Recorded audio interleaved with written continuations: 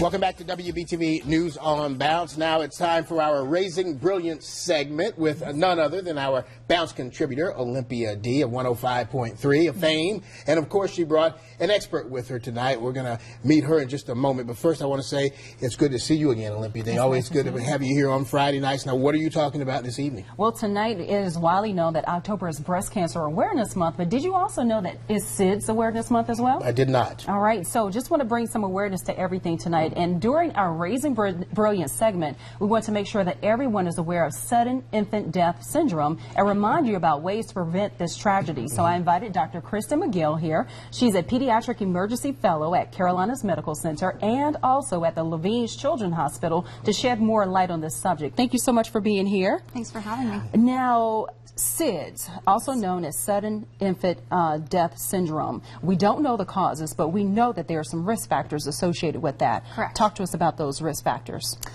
So one of the risk factors that we like to know with the Back to Sleep campaign is that putting babies on their backs to sleep is the safest.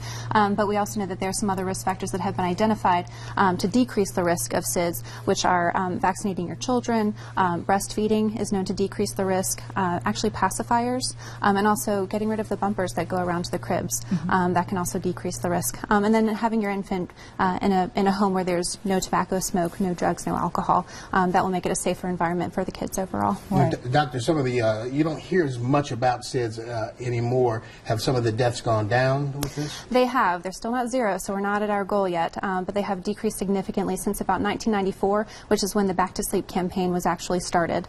Okay, so it worked, obviously. It did, yes. Okay. Yes. Well, I remember when I had my baby so many years ago, the doctor, her pediatrician, definitely warned me that we should put the baby to bed on its back. Yes. Are there any other new guidelines that parents should know about?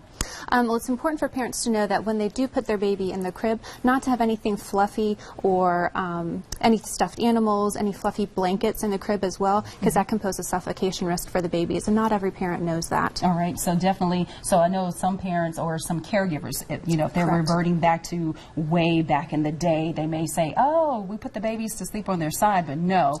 Babies should be to sleep on their backs. Okay. Absolutely. And then we also have some ABCs of putting your baby to sleep that we would like to bring you up to date on. We have a full screen of that, and basically A means alone. We want to make sure that the babies are not co-rooming or co-sleeping with anyone else. They can co-room. They can be in the same room. So you can have your crib, your baby's crib, right next to the bed, but co-sleeping when the baby is actually in the bed poses a safety risk.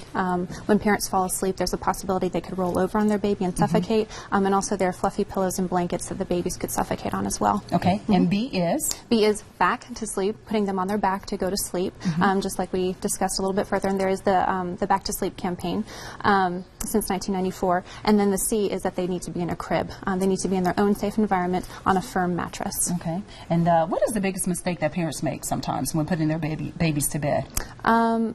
Either putting them on their bellies because they think that it will prevent them from spitting up. That's actually an unsafe position. Or even just propping them on their side, or even bottle propping, meaning that they put the baby to sleep with the bottle stuck in their mouth or propped up on the side of the bed. That's a very unsafe position. You need to feed your baby, burp them, and then put them into the crib. Okay, very good information tonight, Delana. All right, we have some more information we want to put up. Obviously, we always have this on WBTV.com. Some great information tonight. Let's go to that very quickly here. Some great information for new parents or caregivers of small babies. For more information, there are several sites that you can visit. Doctor, you want to talk any about those sites? Sure. So healthychildren.org has excellent parent information both in English and in Spanish. AAP.org is the national website for the American Academy of Pediatrics. And then the last website is specific information for the Safe to Sleep campaign, and that's on the National Institute of Child Health and Development website from the NIH. All right. Well, we thank you so much for being here with us tonight. Thank you so much for having me. All right. Once again, for more information, log on to WBTV.com and look in the web extra section